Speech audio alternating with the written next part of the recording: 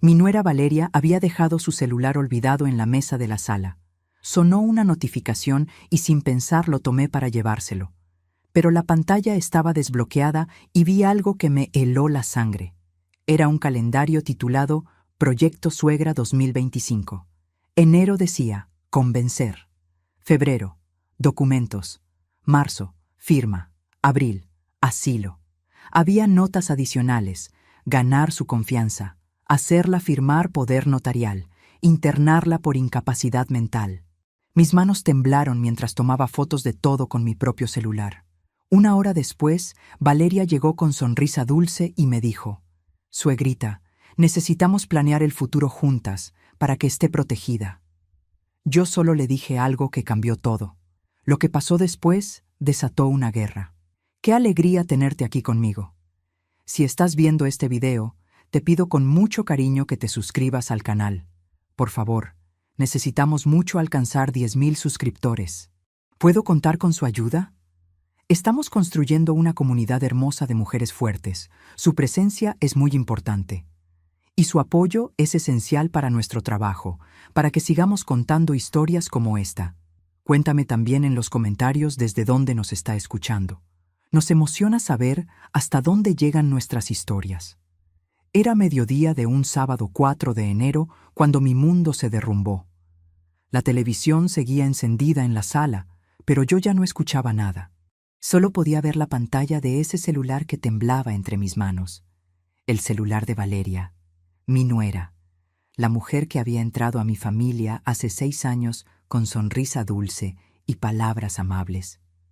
La misma que ahora, según lo que mis ojos leían con horror creciente, planeaba destruirme. Ese calendario no era un simple recordatorio de citas médicas o cumpleaños familiares. Era un plan meticulosamente diseñado para robarme todo, para borrarme de mi propia vida. Enero decía convencer, y debajo había notas que me hicieron sentir náuseas. Ganar confianza total, visitas frecuentes, parecer preocupada, sugerir que está quedándose olvidadiza. Había otra línea más abajo, plantar semillas de duda sobre su capacidad mental. Mis dedos recorrían la pantalla casi sin que yo lo controlara, como si alguna fuerza superior me obligara a ver todo, a conocer cada detalle de mi propia destrucción planeada. Febrero era aún peor. Convencerla de consultar abogado para proteger patrimonio, sugerir poder notarial por seguridad. Y la nota adicional me quitó el aire de los pulmones. Abogado es nuestro conocido, hará documentos que nos favorecen. Sentí como si alguien me hubiera golpeado en el estómago. Mi propio hijo, Andrés. Mi único hijo, el niño que cargué en mi vientre durante 9 meses, el bebé que amamanté, el niño que consolé cuando tenía pesadillas, el adolescente al que ayudé con su tarea de matemáticas, el joven al que apoyé cuando eligió su carrera. Ese mismo hijo ahora planeaba robarme. Marzo era la palabra que más me aterraba. Firma. Hacer que firme poder notarial completo, usar excusa de viaje o emergencia. La nota decía, con poder tenemos control total de la casa y dinero. Mi casa. La casa que mi esposo Javier y yo pagamos durante 35 años. La casa donde criamos a Andrés.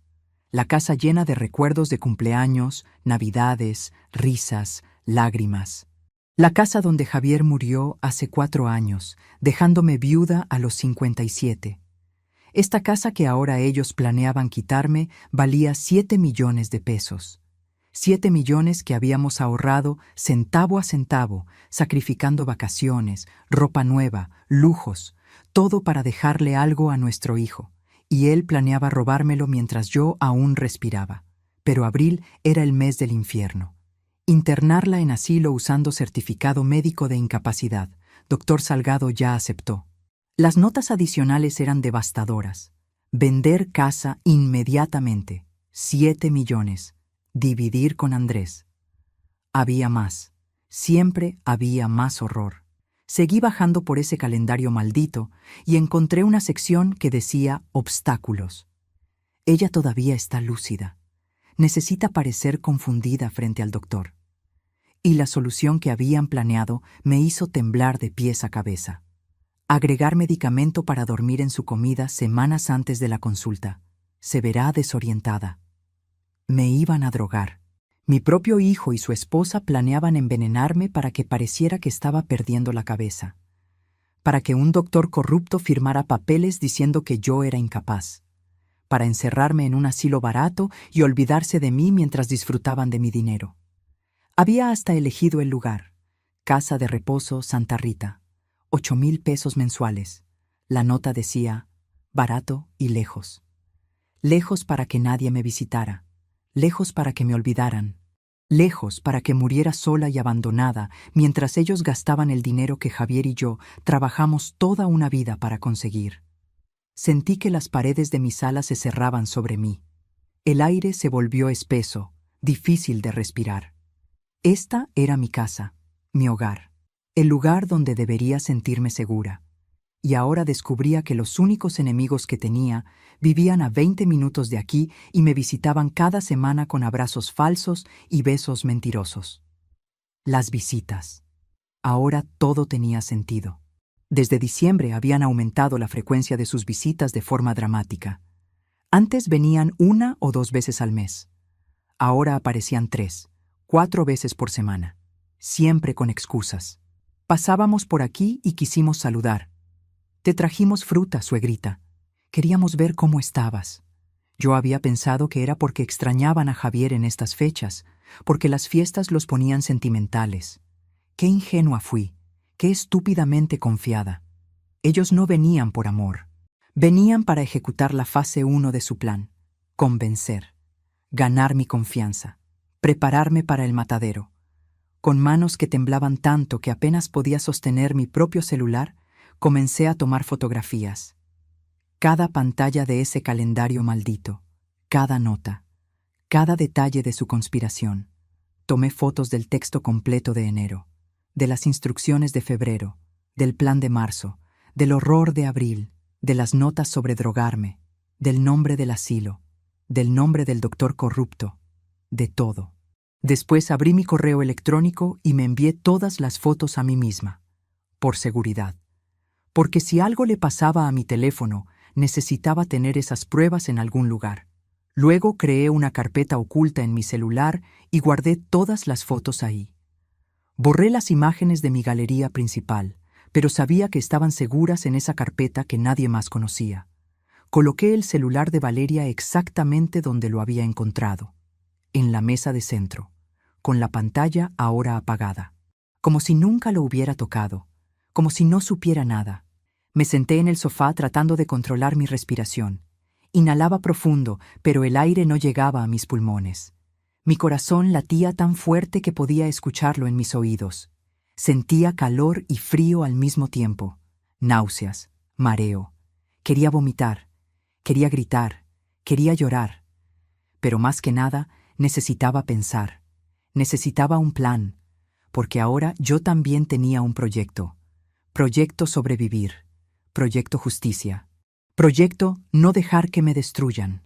Escuché la llave en la cerradura exactamente 1 hora después de que se habían ido. Había perdido toda noción del tiempo sentada en ese sofá. Mi mente corriendo en círculos tratando de procesar lo que había descubierto. La puerta se abrió y entraron cargando bolsas del supermercado. Valeria con su sonrisa perfecta. Andrés con su cara de hijo preocupado. Mentirosos, traidores, ladrones, asesinos de almas. «Hola, ya volvieron», dije con voz que intentaba sonar normal. Valeria inmediatamente buscó algo con la mirada. Su celular. «Ay, dejé mi celular», dijo con tono casual, caminando hacia la mesa de centro. Lo tomó y lo metió en su bolso sin revisar nada, sin sospechar que yo había visto su calendario del infierno. «Aquí está», dijo sonriendo. Esa sonrisa que ahora me parecía la cosa más falsa del mundo. «Mamá, te compramos frutas», dijo Andrés, dejando las bolsas en la mesa del comedor. Frutas que probablemente en unas semanas empezarían a llegarme con medicamento para dormir mezclado.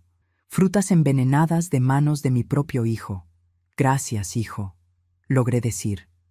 La palabra hijo se sentía extraña en mi boca ahora, como si ya no tuviera derecho a llamarlo así. como si ese vínculo sagrado entre madre e hijo se hubiera roto en el momento que él decidió planear mi destrucción. Valeria se acercó con esa sonrisa dulce y ponzoñosa que ahora reconocía por lo que realmente era: una máscara. Suegrita, ¿podemos hablar un momento?, dijo con voz melosa. Claro, siéntense, respondí. Se sentaron en el sofá frente a mí. Andrés parecía nervioso. Valeria estaba tranquila, en control. Ella era la arquitecta de esto. Él era solo el cómplice débil. Valeria comenzó con su discurso ensayado. Suegrita, Andrés y yo hemos estado pensando.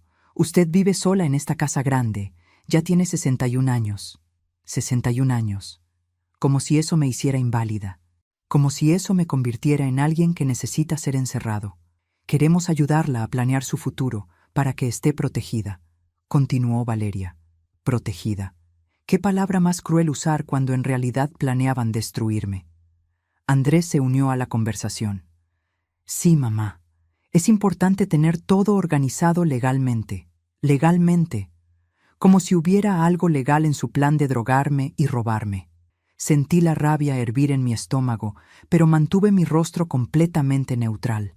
Años de experiencia controlando mis emociones frente a clientes difíciles cuando trabajaba me sirvieron ahora. Por ejemplo, si algo le pasara, si se enfermara, ¿quién tomaría decisiones por usted?, preguntó Valeria, ya comenzando con la fase de sembrar dudas, de hacerme sentir vulnerable, de convencerme que necesitaba ayuda. Pues ustedes, supongo, dije fingiendo inocencia. Exacto, pero para eso necesitamos papeles legales. Un poder notarial, dijo Valeria. Ahí estaba, exactamente como decía el calendario. Febrero. Documentos. Ella estaba siguiendo su plan al pie de la letra. Respiré profundo. Era el momento de cambiar todo, de tomar el control, de mostrarles que no soy la anciana tonta que creen que soy. Ya lo tengo, dije. Silencio absoluto. Valeria y Andrés me miraron confundidos. ¿Tiene qué, suegrita?, preguntó Valeria. Su voz había perdido un poco de esa dulzura falsa. Ahora había tensión. El poder notarial. Ya lo hice hace 2 años. Era mentira completa. No tenía ningún poder notarial, pero necesitaba ganar tiempo. Necesitaba detenerlos mientras pensaba qué hacer. «¿En serio, mamá? No sabíamos», dijo Andrés. Parecía genuinamente sorprendido. Sí. Cuando murió su padre, un abogado me aconsejó hacerlo. Seguí mintiendo. Valeria se inclinó hacia adelante. Podía ver la ansiedad en sus ojos. ¿Y a favor de quién lo hizo? De mi hermana Teresa, dije. Teresa vive en Monterrey. Hace años que no nos hablamos. Pero ellos no sabían eso. Andrés se puso pálido. De la tía Teresa. ¿Por qué ella? Porque vive cerca de un buen hospital. Si me enfermo puede decidir mi tratamiento, expliqué con calma. Vi cómo Valeria apretaba los puños. Lo noté. Ella estaba furiosa pero tratando de no demostrarlo. Pero suegrita, Andrés es su hijo. Debería ser él quien tenga ese poder, insistió Valeria. Su voz ya no era tan dulce. Pueden ser 2 personas, pero Teresa ya está. No quiero cambiar ahora, dije. Valeria cambió de táctica. Pero ¿y si necesita cambiar algo de su casa o venderla? Ahí estaba, el verdadero objetivo, la casa de 7 millones de pesos. ¿Por qué querría vender mi casa?, pregunté mirándola directamente a los ojos. Andrés intervino nervioso. Bueno, mamá, esta casa es muy grande para ti sola. Me gusta grande. Aquí te crié. Aquí viví con tu padre, dije. Cada palabra era una puñalada para mí. Recordar a Javier. Recordar cuando éramos una familia real. Cuando Andrés era mi hijo de verdad y no este extraño que planeaba encerrarme. Valeria no se rendía. Debe ser mucho trabajo mantenerla. No es. Tengo empleada 2 veces por semana, respondí. El silencio que siguió fue tenso, incómodo. Valeria se dio cuenta que su plan inicial había fallado, que yo no iba a caer tan fácilmente. Bueno, solo pensábamos en su bienestar, dijo finalmente.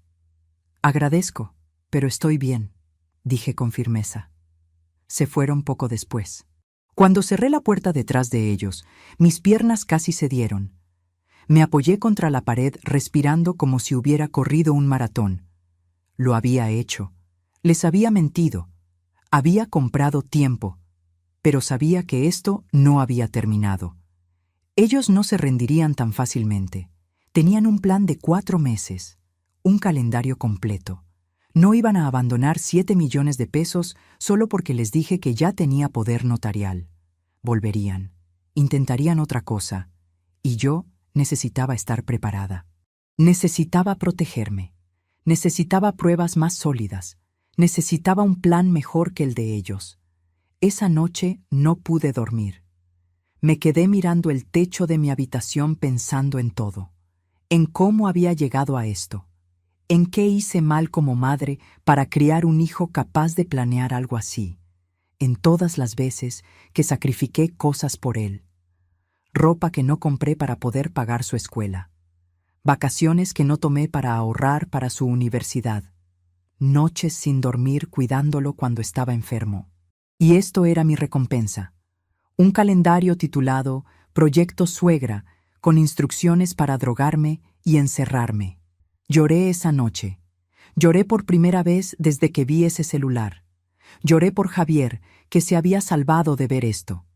Lloré por la madre que fui y el hijo que creí tener. Lloré por la inocencia perdida. Pero cuando amaneció, sequé mis lágrimas. Porque el llanto no me salvaría. La autocompasión no me protegería. Necesitaba acción. Necesitaba ser más inteligente que ellos. Y lo sería. Porque tenía algo que ellos no tenían. Tenía la verdad de mi lado. Y tenía pruebas de su traición. Ahora solo necesitaba usarlas sabiamente. ¿Qué harías tú si descubrieras que tu propia familia planea encerrarte y robarte todo? ¿Hasta dónde serías capaz de llegar para salvarte? Quédate conmigo, porque lo que hice después cambió todo para siempre. Si te está gustando esta historia, por favor, asegúrate que ya estás suscrita al canal. Necesitamos mucho alcanzar 10,000 suscriptores. ¿Puedo contar con su apoyo a nuestro trabajo? Mi nombre es Beatriz. Tengo 61 años y soy viuda desde hace 4.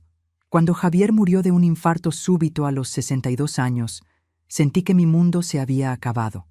Habíamos estado juntos desde los 20, 41 años de matrimonio, de risas compartidas, de problemas enfrentados juntos, de sueños construidos de a dos. Javier me dejó más que recuerdos, me dejó seguridad económica. Nuestra casa, que cuando la compramos valía poco, pero ahora está en una zona muy valorizada. Hoy vale 7 millones de pesos. Teníamos ahorros de 1.200.000 pesos. Inversiones por 800.000. En total, 9 millones de pesos en patrimonio. Todo construido con trabajo honesto, con sacrificio, con años de levantarnos temprano y dormir tarde. Javier trabajó como contador durante 40 años en la misma empresa. Yo trabajé como administrativa hasta que nació Andrés. Después volví a trabajar medio tiempo cuando él entró a la escuela. Cada peso que ganábamos lo cuidábamos como oro, porque queríamos dejarle algo a nuestro hijo. Queríamos que Andrés tuviera un futuro asegurado. Andrés es mi único hijo. Tiene 32 años. Se casó con Valeria hace 6 años en una boda bonita que nosotros pagamos. 150,000 pesos que invertimos felices porque era la felicidad de nuestro hijo. Valeria parecía buena mujer en ese entonces. Educada, trabajadora, amable conmigo. Nunca imaginé lo que escondía detrás de esa sonrisa. Los primeros 3 años de mi viudez fueron difíciles pero manejables. Andrés venía seguido. Me llamaba. Me incluía en su vida. Yo sentía que aunque Javier se había ido, todavía tenía familia. Todavía tenía a mi hijo. Hace aproximadamente 1 año, las cosas comenzaron a cambiar. Andrés perdió su trabajo como ingeniero. Decidió empezar un negocio propio que nunca prosperó. Valeria trabaja como vendedora, pero su salario es bajo. Comenzaron a tener problemas de dinero y comenzaron a pedirme prestado. Primero fueron 20,000 pesos. Mamá, es solo hasta que el negocio arranque. Después, 30,000.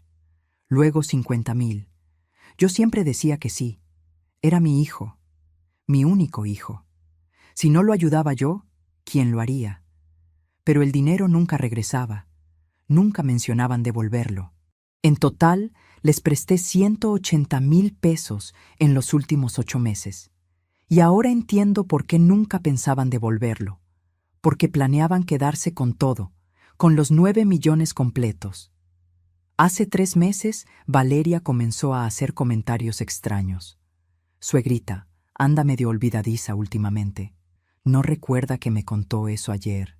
Está repitiendo las mismas historias. Todo mentira. Yo no estaba olvidadiza. Yo no repetía historias, pero ella plantaba esas semillas de duda. Intentaba hacerme cuestionar mi propia mente. Intentaba hacer que otras personas cuestionaran mi capacidad mental. Hace un mes sugirió que consultara a un abogado para organizar mi patrimonio. La insistencia era extraña, anormal. Pero ahora todo tenía sentido. Era parte del plan, del calendario. Y en diciembre comenzaron las visitas excesivas, 3, 4 veces por semana, siempre con excusas, siempre con regalitos, siempre con esa preocupación falsa. Yo pensé que era porque extrañaban a Javier en Navidad. ¡Qué tonta fui! Los días siguientes a ese sábado terrible fueron los más extraños de mi vida. Tenía que actuar como si nada hubiera pasado. Tenía que sonreír cuando Andrés llamaba.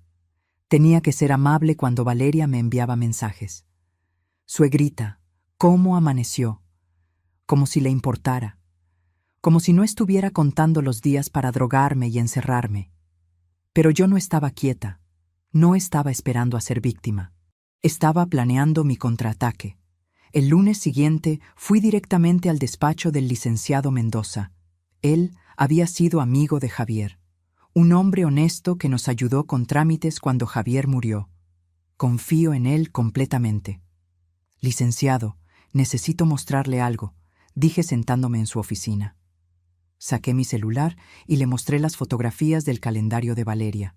Vi cómo su rostro cambiaba mientras leía. De curiosidad pasó a sorpresa. De sorpresa a horror. De horror a indignación. Señora Beatriz, esto es conspiración para cometer fraude. Es intento de privación ilegal de libertad. Es gravísimo, dijo con voz seria. ¿Qué puedo hacer?, pregunté. Necesitamos más pruebas. Estas fotografías son importantes, pero necesitamos documentar sus acciones, explicó. ¿Cómo? Grabe sus conversaciones. Cuando vengan a visitarla, tenga su celular grabando. Es legal grabar conversaciones en su propia casa cuando usted es parte de ellas. Y eso será suficiente. Junto con las fotografías, sí.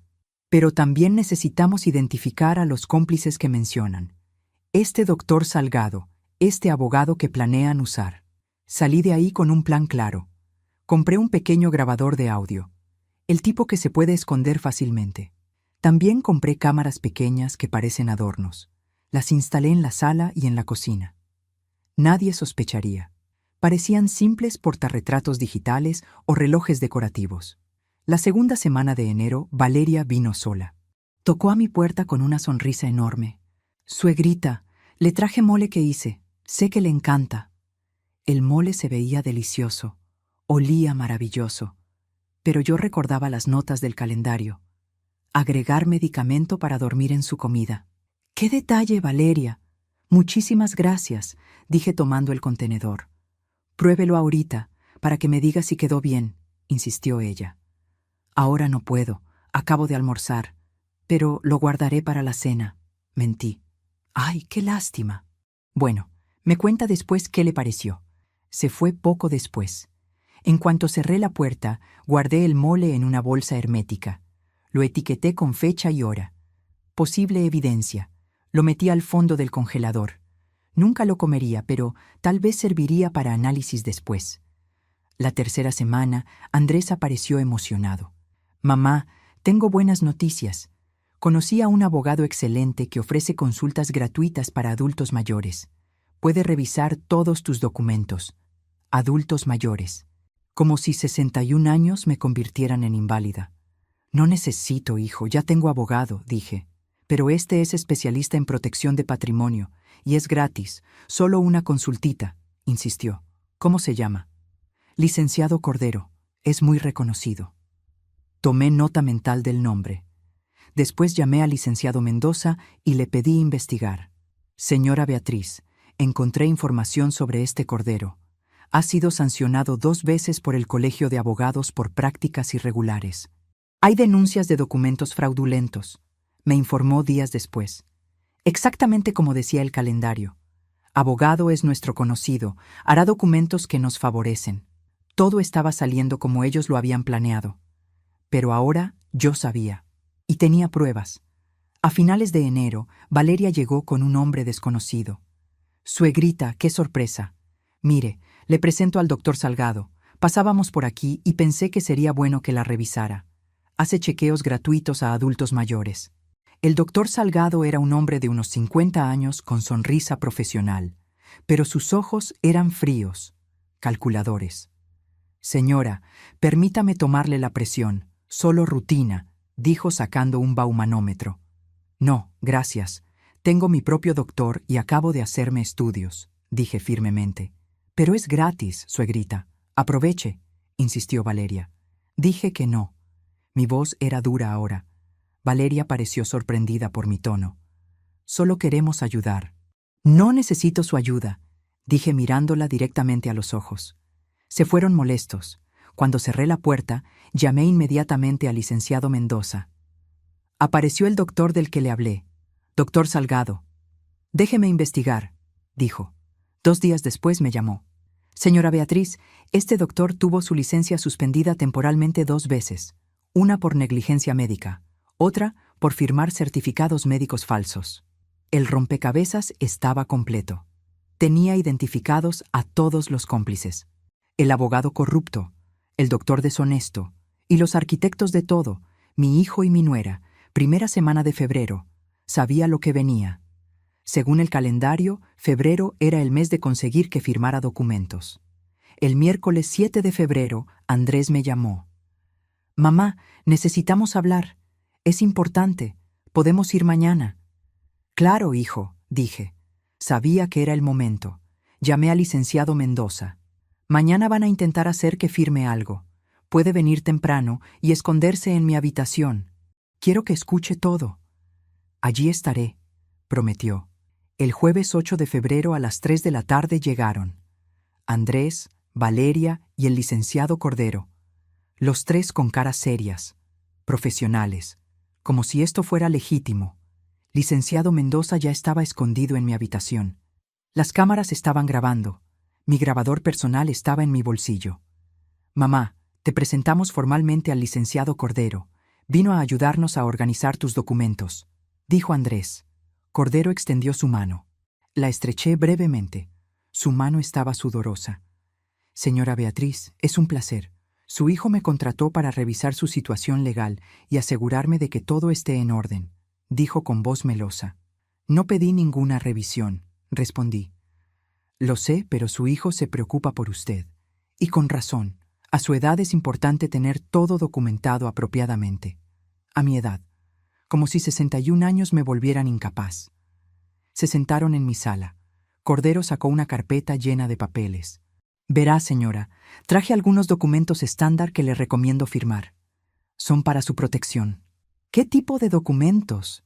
Pregunté, aunque ya sabía. Poder notarial. Es muy común. Permite que su hijo tome decisiones en su nombre si usted no puede. Puedo tomar mis propias decisiones, dije. Por supuesto, esto es solo preventivo, por si se enferma, por si tiene una emergencia, explicó Cordero. Ya les dije que tengo poder notarial a favor de mi hermana Teresa, dije. Valeria intervino. Pero, suegrita, eso no tiene sentido. Andrés es su hijo. Debería ser él. Teresa está bien, insistí. Cordero cambió de táctica. Señora Beatriz, permítame ser franco. He visto muchos casos donde adultos mayores son víctimas de fraudes porque no tienen sus documentos en orden. Esto la protege. ¿Me protege de qué?, pregunté. De gente sin escrúpulos, de estafadores, de personas que quieren aprovecharse de usted. La ironía era casi cómica. Los estafadores estaban sentados en mi sala pretendiendo protegerme. Déjeme ver esos papeles, dije extendiendo la mano. Cordero me los pasó con sonrisa confiada. Comencé a leer. Y lo que vi me confirmó todo. No era un simple poder preventivo. Era poder notarial completo, irrevocable, que le daba a Andrés control total sobre mi patrimonio. Podía vender mi casa sin mi permiso. Podía sacar mi dinero. Podía tomar cualquier decisión financiera. Básicamente me convertía en una menor de edad sin derechos sobre mis propios bienes. Esto no es protección. Esto es robo, dije dejando los papeles en la mesa. Señora, no entendió bien los términos legales, empezó Cordero. Entiendo perfectamente. Esto le da control absoluto de todo lo mío a mi hijo. No voy a firmar. Valeria perdió la paciencia. Vea, señora, ya está vieja, ya está olvidadiza. Necesita que alguien cuide de sus cosas. No estoy olvidadiza, dije con voz firme. Sí está. La semana pasada repitió la misma historia 3 veces, gritó Valeria. Mentira. Y lo puedo probar, dije mirándola directamente. Mamá, por favor, solo firma. Es para protegerte, suplicó Andrés. Protegerme o robarme, dije. Silencio absoluto. Cordero intentó recuperarse. Señora, eso es una acusación muy seria. Saqué mi celular. Abrí las fotografías del calendario de Valeria. Proyecto Suegra 2025. Enero, convencer. Febrero, documentos. Marzo, firma. Abril, asilo. Leí en voz alta. Valeria se puso completamente pálida. Andrés abrió la boca, pero no salió ningún sonido. ¿De dónde sacó eso?, susurró Valeria. De tu celular, el que dejaste desbloqueado en mi mesa aquel sábado de enero. No tenías derecho, gritó Valeria.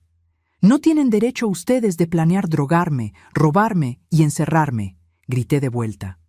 Seguí leyendo. Agregar medicamento para dormir en su comida semanas antes de la consulta. Se verá desorientada. Doctor Salgado ya aceptó. Vender casa inmediatamente. 7 millones. Dividir con Andrés. Cordero intentó levantarse. Yo no sabía nada de esto. Usted es cómplice y va a pagar por ello, dije. En ese momento, licenciado Mendoza salió de la habitación. Buenas tardes. Soy el licenciado Mendoza, abogado de la señora Beatriz. Andrés y Valeria estaban en shock completo. Mendoza continuó con voz autoritaria. Todo lo que se dijo aquí fue grabado.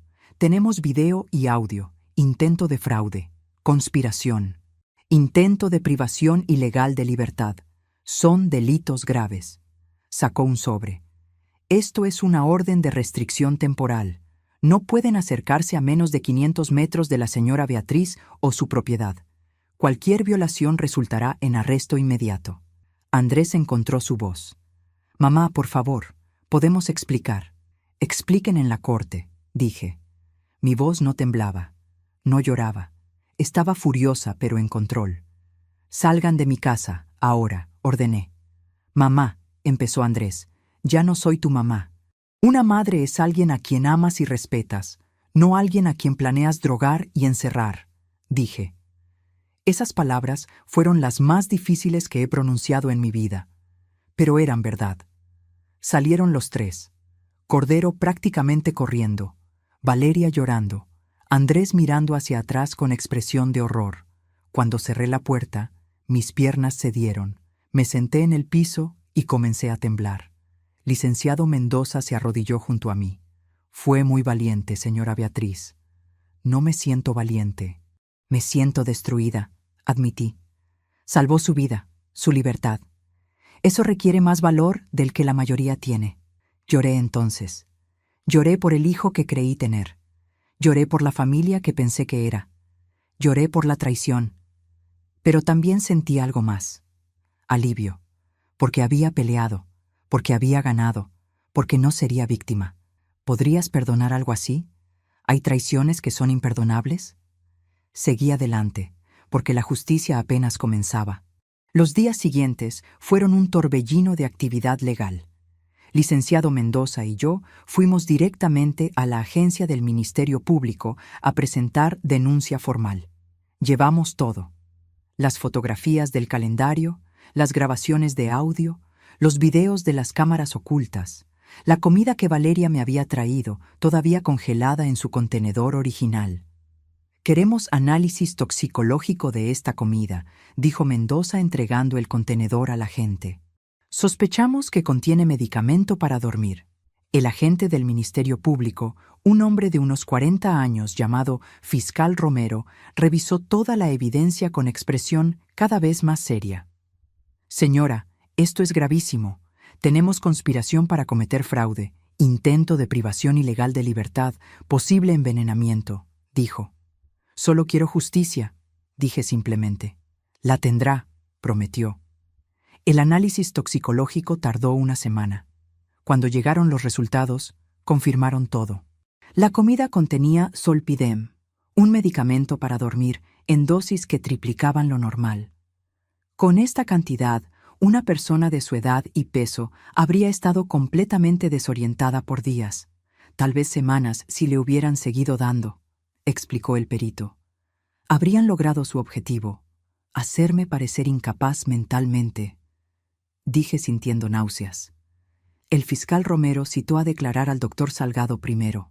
Bajo amenaza de perder su licencia permanentemente y enfrentar cargos criminales, confesó todo. La señora Valeria me contactó hace 2 meses.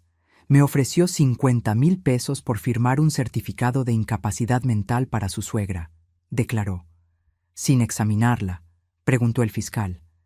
Dijo que me llevaría a la casa, que yo haría examen rápido y que luego firmaría el certificado, diciendo que la señora tenía demencia avanzada y no podía cuidar de sí misma. Y usted aceptó. Necesitaba el dinero. Mi consultorio no va bien. Fue un error terrible. Licenciado Cordero fue interrogado después.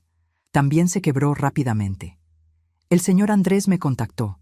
Me explicó que su madre era muy terca, que no quería ayuda, pero que él necesitaba proteger el patrimonio familiar. ¿Qué le pidió exactamente?, preguntó el fiscal. Que preparara un poder notarial que le diera control total de los bienes de su madre. Me dijo que ella firmaría si parecía documento estándar. Me ofreció 100,000 pesos. Sabía que era fraude. Cordero bajó la cabeza. Sabía que no era completamente legal, pero no sabía lo del medicamento. No sabía sobre el asilo. Solo pensé que era hijo preocupado tratando de proteger herencia.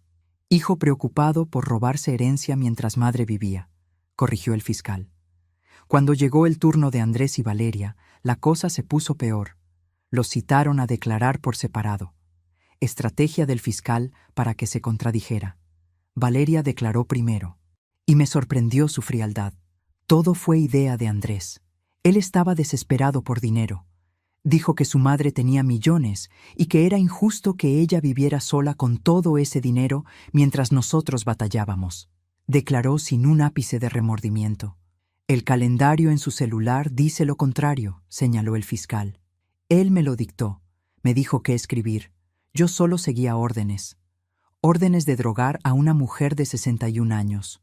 Yo nunca puse el medicamento en la comida, mintió Valeria. Las huellas dactilares en el frasco de Zolpidem que encontramos en su casa dicen lo contrario, respondió el fiscal. Valeria cambió de color. No sabía que habían cateado su casa. El frasco estaba en su botiquín, con sus huellas, y el análisis muestra que es el mismo Zolpidem que estaba en la comida que le llevó a la señora Beatriz, continuó el fiscal. Quiero un abogado, dijo Valeria finalmente. Andrés fue peor. Lloró durante toda su declaración. Estábamos desesperados. Perdí mi trabajo. El negocio fracasó. Debíamos dinero. Y mamá tenía tanto. Entonces decidió drogarla y encerrarla, dijo el fiscal sin emoción. No iba a ser para siempre, solo hasta que pudiéramos vender la casa y estabilizarnos económicamente. ¿Y después qué? La sacarían del asilo. Andrés no respondió, porque la respuesta era obvia. Nunca planearon sacarme. Planeaban dejarme ahí hasta que muriera. Fue idea de Valeria, dijo finalmente. Ella planeó todo. El calendario, los cómplices, el medicamento. Yo solo acepté porque estaba desesperado. El calendario estaba en el celular de su esposa, pero los mensajes que encontramos muestran que usted contactó al doctor Salgado y al licenciado Cordero, señaló el fiscal. Valeria me dijo que lo hiciera. Señor Andrés, Es usted un hombre adulto de 32 años. No puede culpar a su esposa de sus propias decisiones criminales. En este próximo video que está apareciendo en la pantalla toda la evidencia, porque la próxima traición supera con todo lo que has visto hasta ahora. Y no te olvides suscribirte en el canal, para que no te pierdas ni una sola historia. Las grabaciones de las conversaciones en mi casa, el análisis toxicológico de la comida, las confesiones del doctor y el abogado, los mensajes entre Andrés y los cómplices. Era caso cerrado. Me citaron para declarar también. Fue una de las experiencias más difíciles de mi vida. Tuve que sentarme frente a cámara y contar todo, desde el momento que vi ese celular hasta el día que los enfrenté. ¿Cómo se sintió cuando descubrió el plan?, preguntó el fiscal. Como si me hubieran arrancado el corazón, dije con voz temblorosa. Ese era mi hijo, el bebé que cargué, el niño que crié, y descubrí que planeaba destruirme por dinero. Alguna vez sospechó algo antes de ver el calendario. Valeria había hecho comentarios extraños sobre mi memoria, pero nunca imaginé la magnitud. Nunca pensé que mi propio hijo sería capaz de algo así. ¿Qué espera de este proceso? Justicia. Quiero que paguen por lo que hicieron. Quiero que otros ancianos sepan que pueden defenderse, que no tienen que ser víctimas. Después de 3 meses de investigación, el fiscal presentó cargos formales. Contra Valeria, intento de fraude, conspiración para privación ilegal de libertad, envenenamiento con intención de causar daño. Pena potencial, hasta 10 años. Contra Andrés, intento de fraude, conspiración para privación ilegal de libertad, complicidad en envenenamiento. Pena potencial, hasta 8 años. Contra Dr. Salgado, falsificación de documentos médicos, complicidad en conspiración. Pena potencial, hasta 4 años más pérdida permanente de licencia médica. Contra licenciado Cordero, intento de fraude, preparación de documentos falsos. Pena potencial, hasta 3 años más suspensión de licencia y multa de 200,000 pesos. El abogado defensor de Andrés y Valeria intentó negociar. Mis clientes están dispuestos a devolver los 180,000 pesos que les prestó y retirarse completamente de su vida. A cambio, la señora retira los cargos. Licenciado Mendoza me consultó. «Es su decisión, señora Beatriz». «No», dije sin dudar. «Esto no es sobre dinero. Es sobre justicia. Planearon drogarme, encerrarme, robarme mi casa, mi libertad, mi dignidad. Eso no se arregla con 180,000 pesos».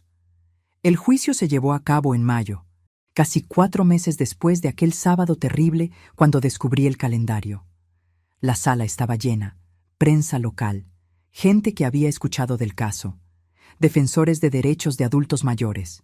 Me senté en el estrado y conté mi historia una vez más, esta vez frente a juez, jurado y público. Mostré las fotografías del calendario. El jurado las vio proyectadas en pantalla grande. Proyecto Suegra 2025. Enero, convencer. Febrero, documentos. Marzo, firma. Abril, asilo. Vi sus caras de horror. Reprodujeron las grabaciones. La voz de Valeria. Ya está vieja, ya está olvidadiza. Necesita que alguien cuide de sus cosas. La voz de Cordero. A su edad es importante tener todo documentado apropiadamente. La voz de Andrés. Mamá, solo firma. Es para protegerte. El perito toxicólogo explicó sobre el Zolpidem en la comida. Con esta dosis administrada regularmente durante semanas, la señora Beatriz habría mostrado síntomas severos de desorientación, confusión, pérdida de memoria a corto plazo. Cualquier doctor que la examinara en ese estado habría considerado posible demencia. Habrían logrado su objetivo, dijo el fiscal. Exactamente. Los abogados defensores intentaron argumentar que era plan que nunca se ejecutó completamente, que había intención pero no daño real. Mi clienta nunca llegó a firmar nada. Nunca fue internada. No hubo daño, argumentó el abogado de Valeria. El fiscal respondió demoledoramente. El intento de asesinato no deja de ser crimen porque la víctima sobrevivió. El intento de robo no deja de ser delito porque no lograron robar. La conspiración para destruir la vida de una persona es crimen independiente del resultado final. Miré a Andrés durante el juicio. Estaba sentado con cabeza baja. Nunca me miró a los ojos, ni una sola vez durante todo el proceso. Valeria, en cambio, me miraba con odio puro, como si yo fuera la villana, como si yo hubiera hecho algo malo al descubrir su plan y defenderme. El jurado deliberó durante 2 días. Cuando regresaron, la sala estaba en silencio absoluto. En el caso de Valeria Sánchez, la encontramos culpable de todos los cargos. Valeria gritó. Su abogado la sujetó. En el caso de Andrés Ramírez, lo encontramos culpable de todos los cargos. Andrés comenzó a llorar. El juez pronunció sentencias una semana después. Valeria, 4 años de prisión, sin posibilidad de libertad condicional antes de cumplir al menos 2 años. Andrés, 3 años de prisión. El juez explicó la diferencia. Aunque el señor Andrés participó activamente, la evidencia muestra que la señora Valeria fue la arquitecta principal del plan. Ella creó el calendario. Ella consiguió el medicamento. Ella contactó inicialmente a los cómplices. El señor Andrés fue cómplice, pero no autor intelectual. Doctor Salgado, perdió su licencia médica permanentemente. 2 años de prisión.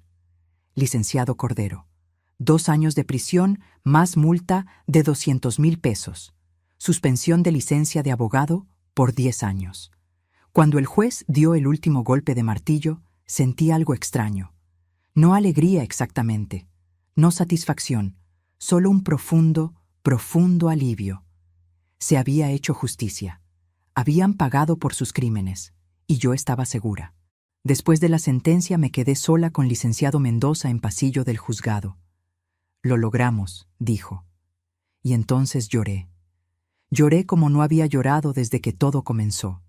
Lloré por mi hijo perdido, por la familia destruida, por la inocencia que nunca recuperaría, pero también lloré de alivio, porque había luchado, porque había ganado, porque salvé mi vida, mi dignidad, mi libertad.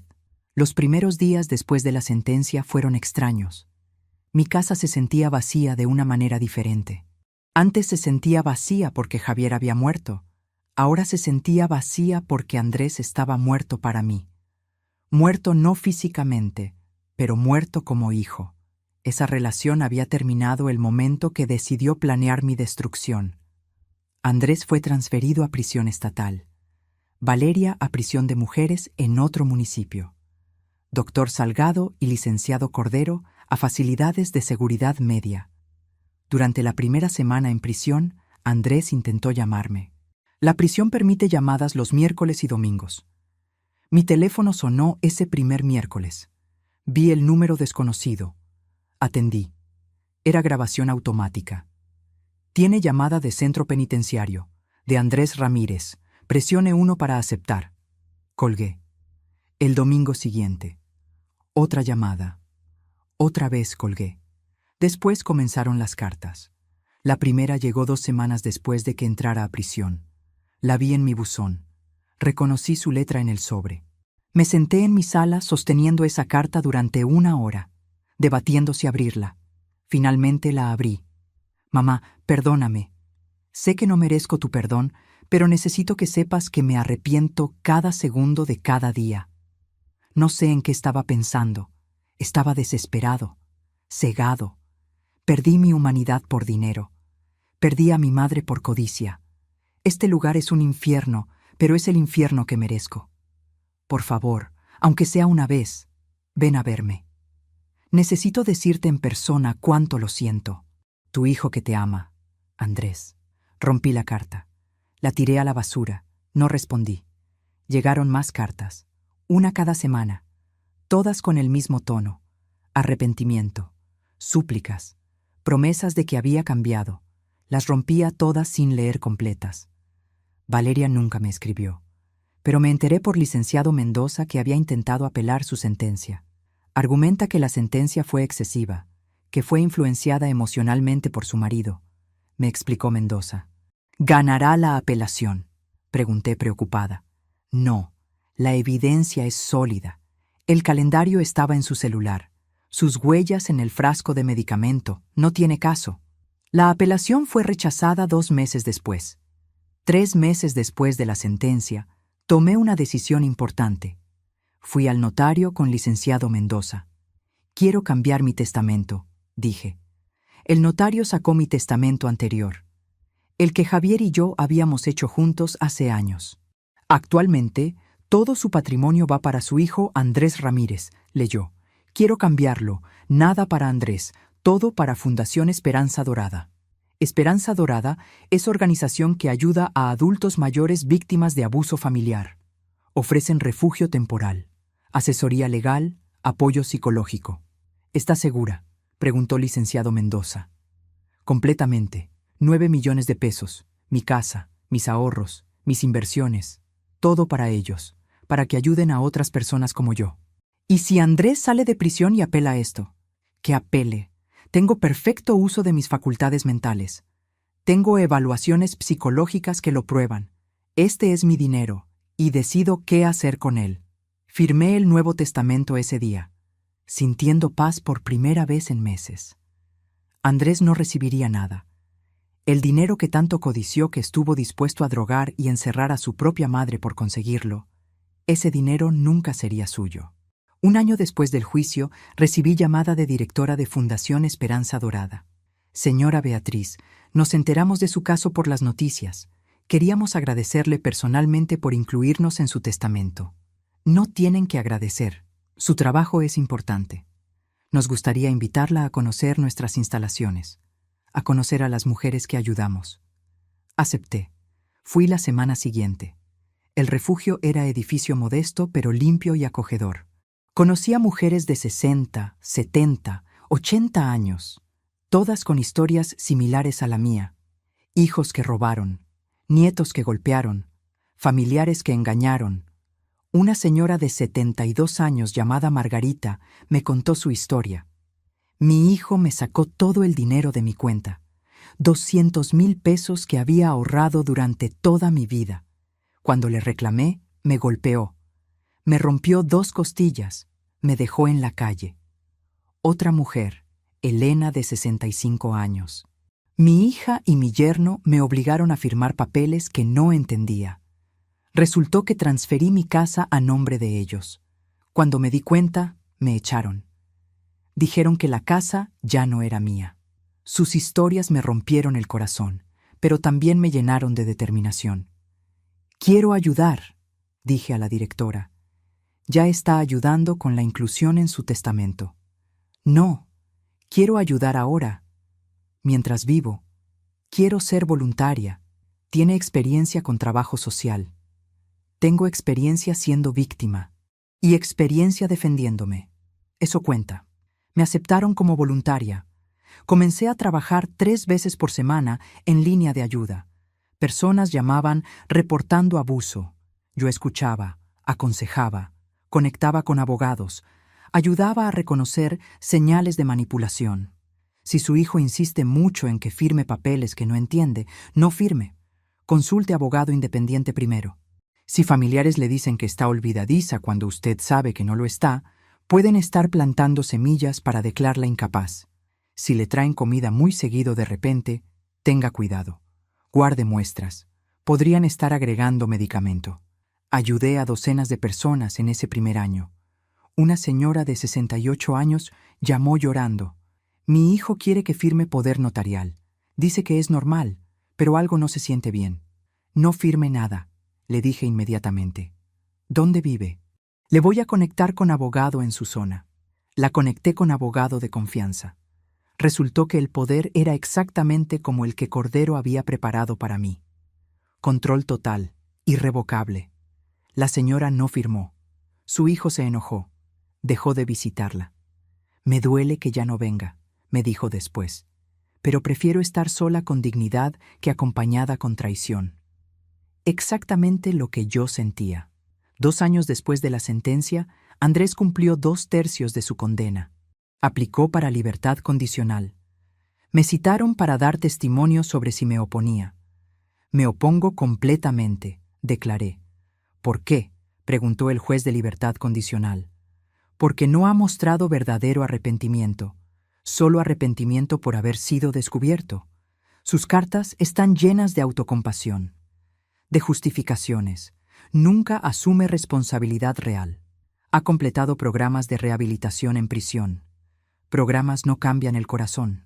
No cambian que planeó durante meses destruir a su propia madre, que compró cómplices, que mezcló drogas en comida. Esas no son acciones de momento de debilidad, son acciones de maldad calculada. Le negaron la libertad condicional. Tendría que cumplir sentencia completa. Valeria también aplicó. También le negaron. 3 años después del juicio, Andrés salió de prisión. Había cumplido su sentencia completa. 3 años. 1095 días. No intentó llamar antes de salir. No mandó carta avisando. Simplemente apareció en mi puerta un martes por la tarde. Yo estaba regando las plantas de mi jardín cuando escuché el timbre. Tengo cámara en la puerta. La instalé después de todo lo que pasó. Miré la pantalla. Y ahí estaba. Andrés. Pero no el Andrés que recordaba. Este Andrés estaba delgado, demacrado. Tenía cabello gris que antes no tenía, arrugas profundas. Se veía 10 años mayor que sus 35. Abrí la puerta. Nos miramos en silencio durante largo rato. «Mamá», dijo finalmente. Su voz se quebró en esa palabra. «No soy tu mamá», respondí. Mi voz era fría, firme. «Por favor, necesito hablar contigo. No tenemos nada de qué hablar. Perdí todo. Valeria se divorció de mí mientras estaba en prisión. No tengo trabajo, no tengo dónde vivir, no tengo dinero. ¿Y crees que eso me importa? Soy tu hijo. Eres el hombre que planeó drogarme y encerrarme en asilo para robar mi casa. Fue un error terrible. Fue plan de 4 meses. Con calendario detallado, con cómplices contratados, con drogas compradas. Eso no es error, es decisión. Estaba desesperado. Muchas personas están desesperadas. No todas planean destruir a sus madres. He cambiado. 3 años en prisión no borran lo que hiciste. Por favor, no tengo a nadie más. Sentí algo entonces. No lástima exactamente. Tal vez un eco lejano del amor que alguna vez sentí. Pero más fuerte que eso, sentí la memoria del calendario. Proyecto Suegra, 2025. Sentí la memoria de sus mentiras, de su traición. Deberías haber pensado en eso antes de planear mi destrucción, dije. Voy a cerrar esta puerta, y no quiero que vuelvas, no quiero llamadas, no quiero cartas, no quiero nada de ti. Está muerto para mí. Mamá, no. Te dije, no soy tu mamá. Una madre es alguien a quien respetas, a quien amas, a quien cuidas. Yo era solo obstáculo entre tú y 9 millones de pesos. Cerré la puerta. Escuché su llanto del otro lado. Escuché cómo golpeaba suavemente. Por favor, mamá. No abrí. Eventualmente se fue. No he vuelto a verlo. No he vuelto a saber de él. A veces me pregunto dónde está, qué hace, si está vivo. Pero no lo suficiente para buscarlo, porque esa parte de mi vida terminó. Ese hijo murió el día que vi ese calendario. Han pasado 5 años desde aquel sábado de enero, cuando descubrí el calendario. 5 años desde que mi vida cambió para siempre. Ahora tengo 66 años. Y soy una persona completamente diferente a la que era. Vendí la casa. Esa casa grande llena de recuerdos que Javier y yo construimos juntos. No podía seguir viviendo ahí. Cada habitación me recordaba a Andrés de niño. Cada rincón tenía fantasma de lo que pudo ser y nunca será. La vendí por 7.200.000 pesos, más de lo que valía según el plan de Andrés y Valeria. Compré apartamento moderno en edificio para adultos activos. Es más pequeño, pero perfecto para mí. Tiene 2 habitaciones, sala amplia, cocina equipada. Está en condominio con seguridad las 24 horas, cámaras en todos lados, enfermera disponible, áreas comunes y lo más importante, comunidad. Aquí no estoy sola. Aquí tengo vecinos que se vuelven amigos. Todas las mañanas caminamos, grupo de 6 mujeres. Recorremos el parque cercano durante 30 minutos. Hablamos, reímos, compartimos historias. Algunas también son viudas.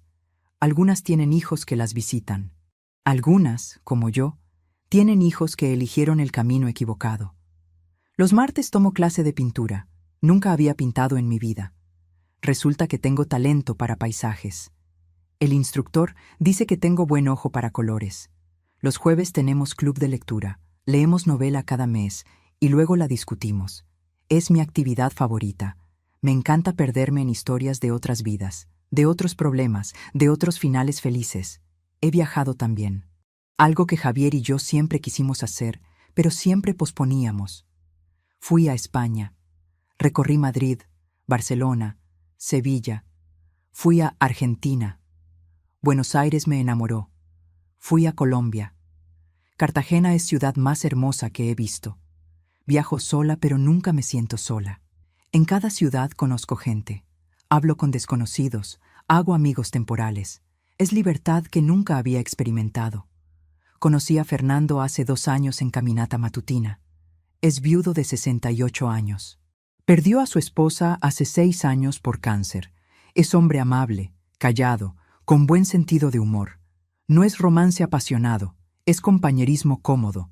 Almorzamos juntos 2 veces por semana. Vamos al cine los viernes. Conversamos durante horas sobre todo y nada. Sabe mi historia. Le conté todo sobre Andrés, Valeria, el calendario, el juicio.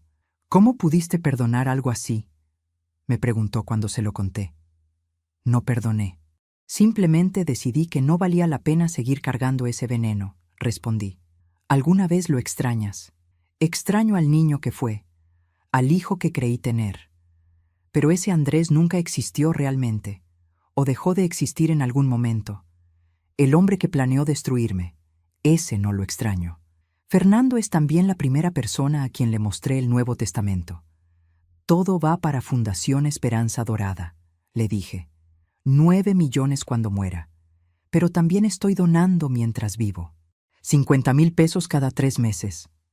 Eres mujer muy generosa. No es generosidad, es justicia. El dinero que mi hijo quiso robar ahora salva a otras mujeres de hijos como él. Mi trabajo como voluntaria en fundación se ha expandido. Ya no solo atiendo línea de ayuda, ahora doy pláticas. Voy a centros comunitarios, a iglesias, a grupos de adultos mayores. Cuento mi historia. Me llamo Beatriz. Tengo 66 años y mi hijo planeó drogarme y encerrarme en asilo para robar mi herencia. Siempre hay silencio cuando digo eso. Silencio de shock, de horror, de identificación. Pero descubrí su plan. Y luché. Y gané. Y estoy aquí para decirles que ustedes también pueden luchar. Que ustedes también pueden ganar. Les enseño señales de alarma. Familiar que insiste en firmar papeles. Familiar que dice que están olvidadizos cuando no lo están. Familiar que trae comida muy seguido de repente. Familiar que habla de asilos o poderes notariales. Confíen en sus instintos. Si algo se siente mal, probablemente está mal. Les enseño qué hacer. Graben conversaciones, guarden evidencia, consulten abogado independiente. No firmen nada que no entiendan completamente y, sobre todo, no tengan miedo de denunciar, aunque sea su propio hijo, aunque sea su propia hija. He salvado a docenas de personas con estas pláticas, señoras que me buscan después para agradecerme. Usted me abrió los ojos. Mi hijo estaba haciendo exactamente lo que usted describió. Gracias a su historia, no firmé esos papeles. Contraté abogado como usted sugirió. Resultó que mi hija estaba robando de mi cuenta. Cada historia salvada me llena de propósito. Me hace sentir que todo lo que pasé tuvo sentido, que mi dolor tiene propósito. El mes pasado me contactó Canal de Televisión local. Querían hacer entrevistas sobre abuso a adultos mayores. Su historia es poderosa. Puede ayudar a mucha gente, dijo la productora. Acepté. La entrevista se transmitió la semana pasada. 30 minutos donde conté todo. Mostré fotografías del calendario. No mostré caras de Andrés y Valeria, pero mostré el calendario completo. Proyecto Suegra 2025. Enero, convencer. Febrero, documentos. Marzo, firma. Abril, asilo. Vi la cara de shock de la entrevistadora. Y usted descubrió esto por accidente. Por celular olvidado, por pantalla desbloqueada, por curiosidad que me salvó la vida. ¿Qué le diría a otras personas en situación similar?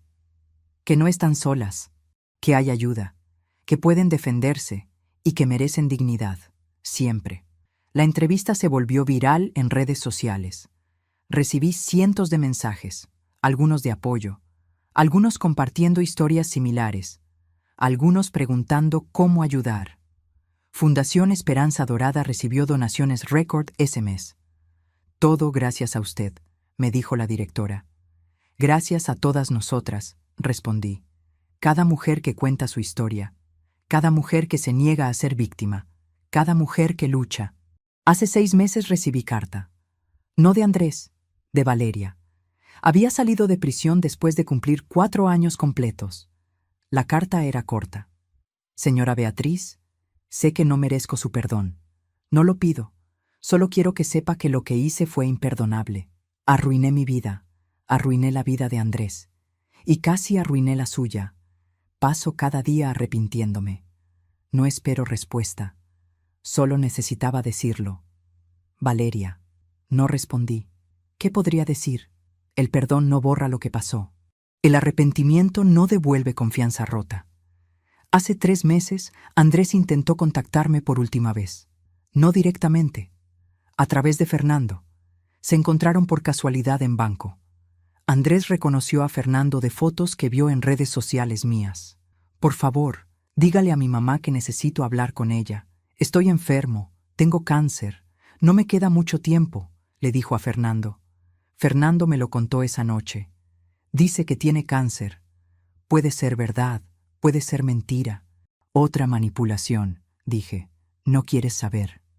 Si fuera verdad, si realmente estuviera muriendo, ¿qué cambiaría? No borraría lo que hizo. No haría que confíe en él. Solo me daría culpa, y no merezco sentir culpa por protegerme. Podrías arrepentirte después. Me arrepentiría más de dejarme manipular otra vez. No contacté a Andrés. No sé si realmente está enfermo.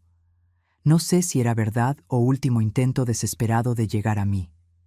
Y he decidido que no me importa. Porque esa parte de mi vida está cerrada. Hoy es día típico en mi nueva vida.